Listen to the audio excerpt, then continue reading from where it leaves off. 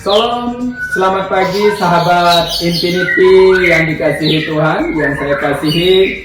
Pada kesempatan pagi hari ini jumpa dengan saya Buddha Mahayana, dan saya ucapkan selamat tahun baru, selamat Natal dan tahun baru. Saya ucapkan buat sahabat, buat teman-teman sekerja Allah semua pada pagi hari ini. Sangat sukacita sekali pada pagi hari ini saya diberikan kesempatan untuk membagikan berkat firman Tuhan, untuk sekalipun menjadi landasan atau motivasi kita di dalam melayani Tuhan pada pagi hari ini dan seterusnya.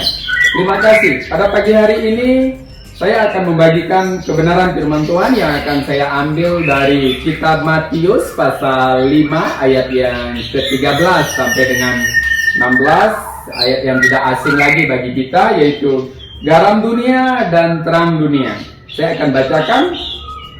Kamu adalah garam dunia. Jika garam itu menjadi tawar, dengan apakah ia diasinkan? Tidak ada lagi gunanya selain dibuang dan diinjak orang. Kamu adalah terang dunia. Kota yang terletak di atas gunung tidak mungkin tersembunyi.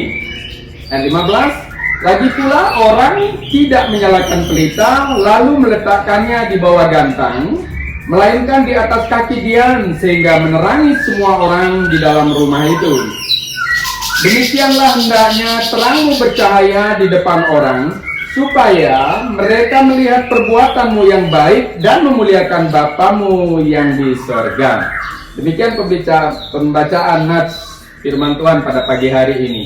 Bapak Ibu dikasih Tuhan, sahabat Infinity, inilah bagian daripada khotbah Tuhan Yesus di atas bukit ketika itu. Dan dia menekankan pada nats ini, ada dua hal yang Tuhan Yesus tekankan kepada murid-muridnya, yaitu dua karakter atau dua sifat yang mendasar dari murid-murid Tuhan yang harus dimiliki. Yang pertama adalah dikatakan menjadi garam dunia, dan yang kedua adalah menjadi terang dunia. Nah, ayat yang ke-13 dikatakan bahwa kamu adalah garam dunia. Garam di sini berbicara tentang rasa. Garam berbicara tentang sesuatu yang berpengaruh.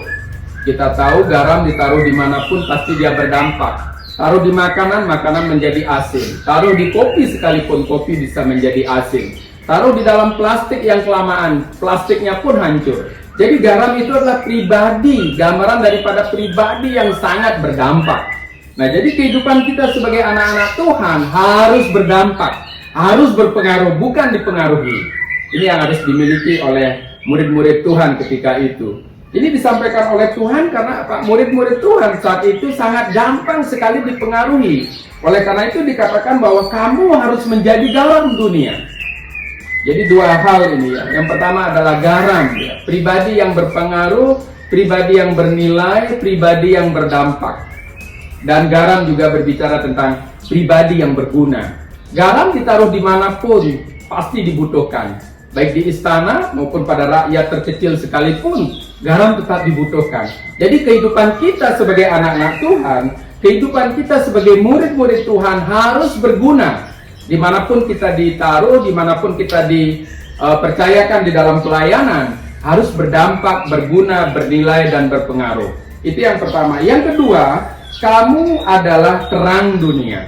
Kenapa dikatakan kamu adalah terang dunia? Saat itu bangsa Israel dilanda oleh kegelapan secara rohani. Ya, dalam kitab Yesaya dikatakan bahwa bangsa yang berjalan di dalam kegelapan telah melihat terangnya yang ajaib. Mereka yang diam di dalam kekelaman, atasnya terang telah bercahaya. Nah, saat itu Bapak Ibu dikasih Tuhan, bangsa ini berjalan dalam kegelapan. Ya, firman Tuhan katakan bahwa terang itu sudah datang, tetapi manusia menyukai yang gelap-gelap. Nah, oleh karena itu kehadiran Tuhan di sana akan menjadi terang bagi semua. Demikian juga kehadiran kita sebagai anak-anak Tuhan. Saat ini kita juga harus menjadi terang bagi mereka yang dilanda dalam kegelapan secara rohani. Kota dikatakan bahwa kota yang terletak di atas gunung tidak mungkin tersembunyi. Kota itu berbicara tentang perubahan. Ya. Jadi kota berbicara tentang perubahan, gambaran tentang pribadi yang berdampak, yang bisa menerangi sekelilingnya. Jadi Bapak Ibu, sahabat Infinity yang dikasihi Tuhan, Jadi kita sebagai anak-anak Tuhan, sebagai murid-murid Tuhan, kita harus menjadi pribadi yang memiliki terang. Dan terang itu harus kita bagikan terus bagi banyak orang, sehingga makin banyak orang bisa memuliakan Tuhan. Nah, Bapak Ibu dikasih Tuhan, kenapa kita harus memiliki terang itu sekali lagi bahwa ketika kita berjumpa dengan kegelapan, sedikit pun terang yang kita bisa bagikan itu akan mengubah suatu situasi.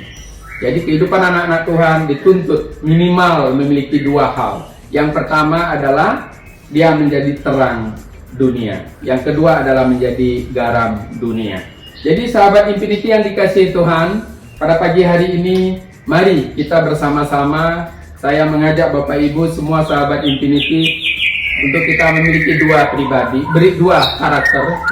Yang pertama adalah memiliki karakter seperti garam. Yang kedua, kita memiliki karakter seperti terang di dunia.